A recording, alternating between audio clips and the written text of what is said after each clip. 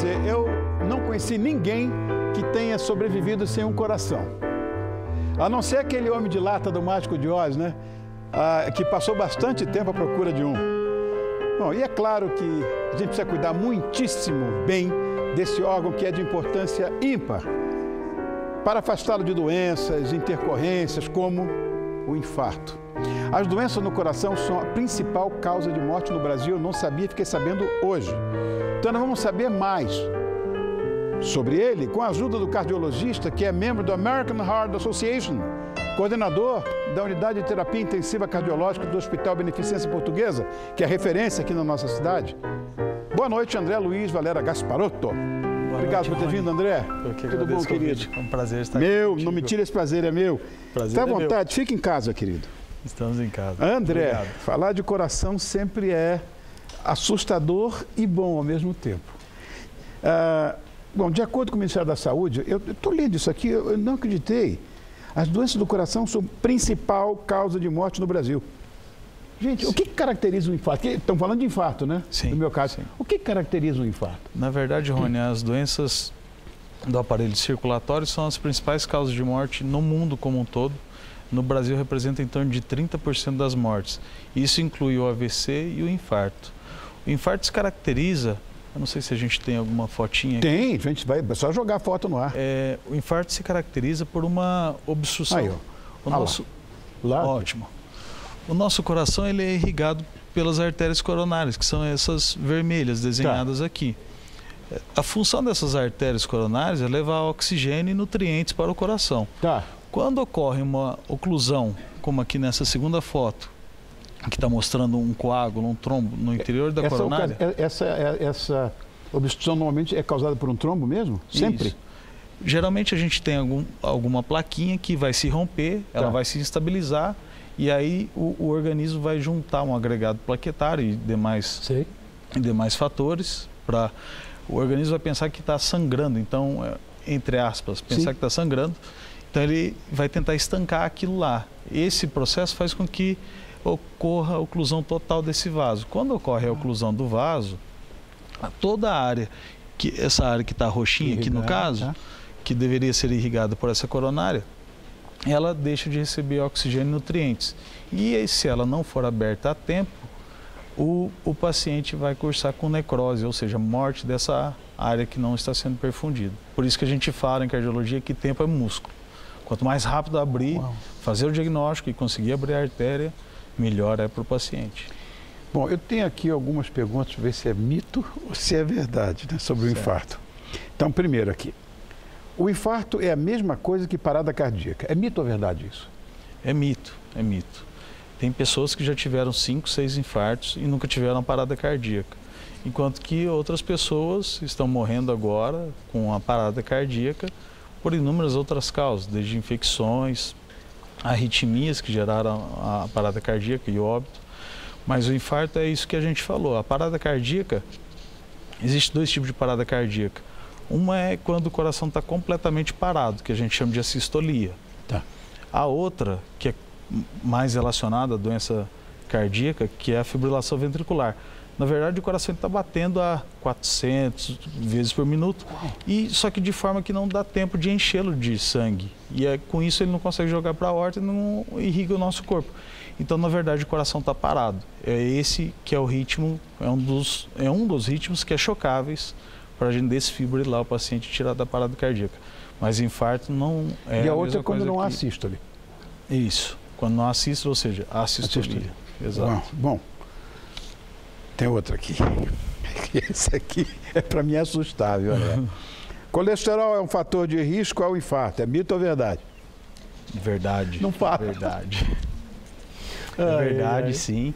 E é um dos principais fatores para a formação das placas em nossas coronárias. Para você ter uma ideia, de uma forma simples para explicar para o nosso público, o LDL é responsável por fazer o transporte do colesterol, por isso que ele é chamado de colesterol ruim, porque ele faz o transporte do colesterol para depositar nos nossos vasos, na nossa periferia, e entre elas as nossas coronárias. O HDL ele é chamado de colesterol bom porque ele faz o mecanismo oposto. Ele retira a gordura circulante para ser sintetizada, metabolizada e excretada. Mas, sem dúvida, há bastante tempo, já mais de 2, 3 décadas, está provado que o colesterol é um dos principais fatores para o surgimento das placas coronarianas e, consequentemente, o infarto. Outra coisa, né? A gente sabe também que não é só o colesterol, a idade avançada também tem uma implicação, de certa forma, importante nisso, né? Para desencadear o infarto, eu digo. O que mais pode ser considerado fator de risco? Além da idade, além do colesterol? Sim.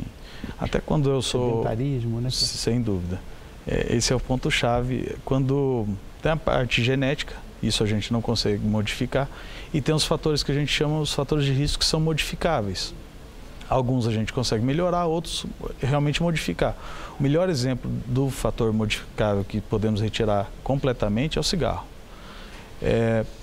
Quando eu sou convidado para dar palestras em empresas, bancos, para falar sobre prevenção coronariana, né, das doenças cardíacas, eu criei um termo, eu utilizo em um dos diapositivos, que é o seguinte: eu chamo de círculo fechado do mal em cardiologia. E eu coloco como ponto X o sedentarismo. Porque o sedentarismo é simples para a gente pensar e conseguir entender isso. O sedentarismo, ele vai levar a gente, no nosso tempo livre, vai ficar mais tempo em casa com isso. Eu vou comer mais doce, vou comer mais as coisas gostosas da vida, né? Eu vou exagerar mais em refrigerantes. Com isso, eu tenho a tendência maior a ganhar peso. Tem tendência maior, ganhando peso, a ficar hipertenso. Ou se eu sou hipertenso, eu tenho a tendência a piorar meus níveis pressóricos. Se eu não tenho diabetes, eu tenho a maior tendência a desenvolver diabetes. E o nosso colesterol também tende a subir. Então, todos esses motivos vão fazer com que o ciclo se perpetue, ele fica fechado. Então, a gente tem que quebrar isso. O meio tem uma influência muito grande na nossa doença coronariana. Então, como quebrar isso? Tem que fazer check-up, tem que iniciar atividade física, ver até que ponto uma pessoa de 70 anos, uma pessoa de 30, uma pessoa de 50, cada um no seu ritmo para decidir qual a melhor atividade física e melhorar a qualidade de vida dela e reduzir os riscos. Uma outra pergunta que fizeram e que eu digo, vou perguntar para o André se é verdade, é que as mulheres possuem o menor risco de infartar. Isso é mito ou é verdade? É verdade até certo ponto. A natureza ela é muito sábia, né? A mulher, enquanto ela está em sua fase reprodutiva, os hormônios que as mulheres produzem para se preparar para a gestação e tudo mais, não vamos entrar muito a fundo nisso, mas esses hormônios, eles protegem a mulher de infarto. Ela pode ter infarto com 35 anos? Pode. Perdi uma prima com 35 anos. Então, é muito raro. Sentiu uma dor na perna, está doendo minha perna, ligou, quando chegaram lá, ela está na morte. Sim. Só que é muito menos frequente um paciente de 35 anos, do sexo feminino, ter um infarto. Mas se tem, é fatal? Nem sempre, nem sempre. Depende bastante. Aquilo que eu falei no início, o tempo o tempo é músculo. Se a gente conseguir abrir a artéria, recanalizar, a probabilidade de que ela não vá a óbito e tenha uma boa recuperação, ela é bem importante. Cardiologias, assim, essas cirurgias cardíacas, você faz isso? Não, a minha formação é em cardiologia intervencionista e terapia intensiva. Então, na cardiologia intervencionista é que a gente faz cateterismo e angioplastias. Né? Então, aí a gente trabalha... aquelas coisas? Isso. A gente trabalha nessa fase aguda do infarto também. E por que é verdade em partes com relação à mulher? Só retornando nisso. Porque, então, no período pré-menopausa, no período em que ela está preparada para gerar filhos, esses hormônios a protegem de alguma forma. Interessante isso. Após...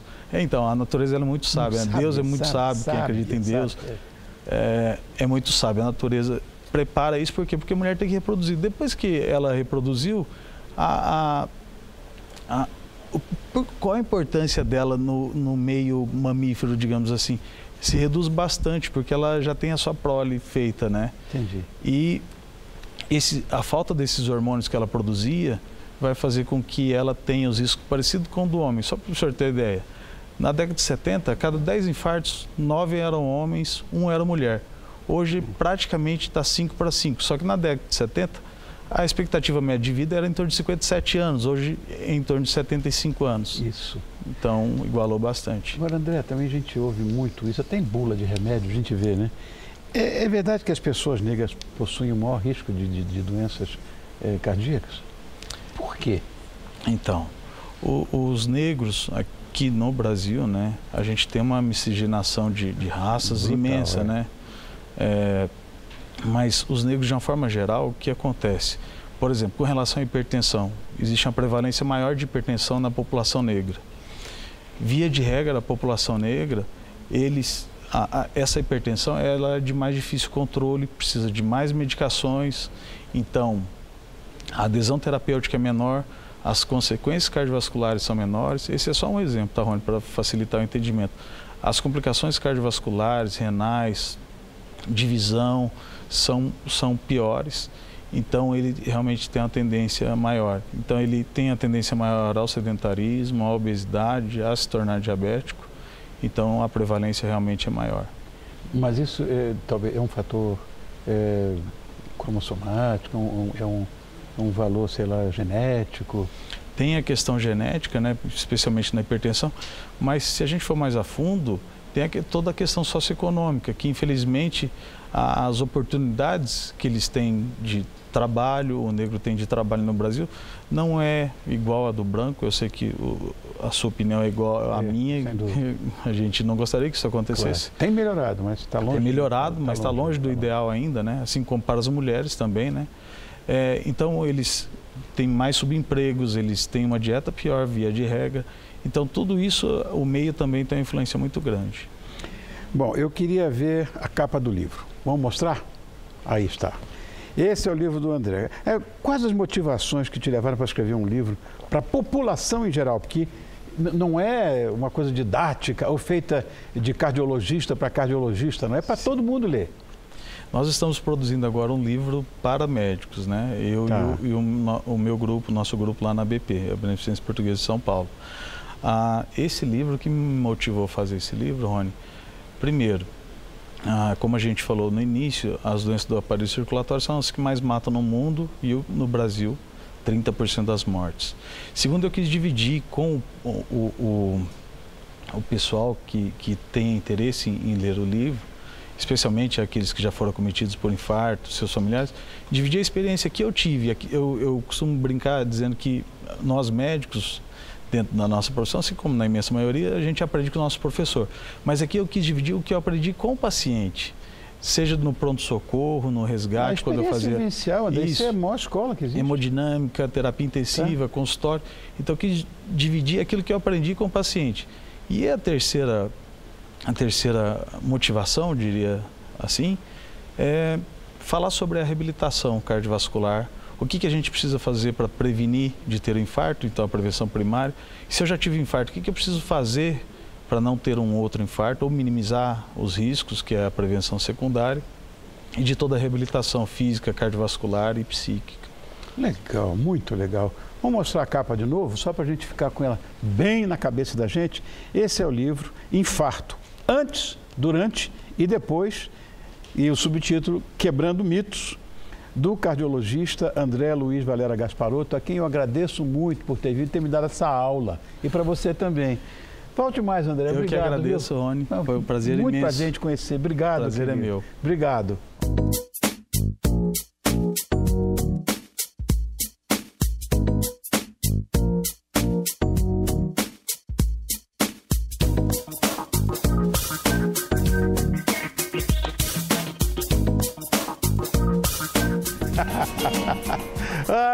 Eu quero agradecer ao cartunista Tony D'Agostino, que nos enviou essa animação. Tony, obrigado. Foi desenhada por ele, obrigado. Se quiser conhecer melhor o trabalho do Tony D'Agostino, é só você acessar facebook.com/Arte de Agostinho, Arte de Agostinho, que você vai ficar conhecendo mais.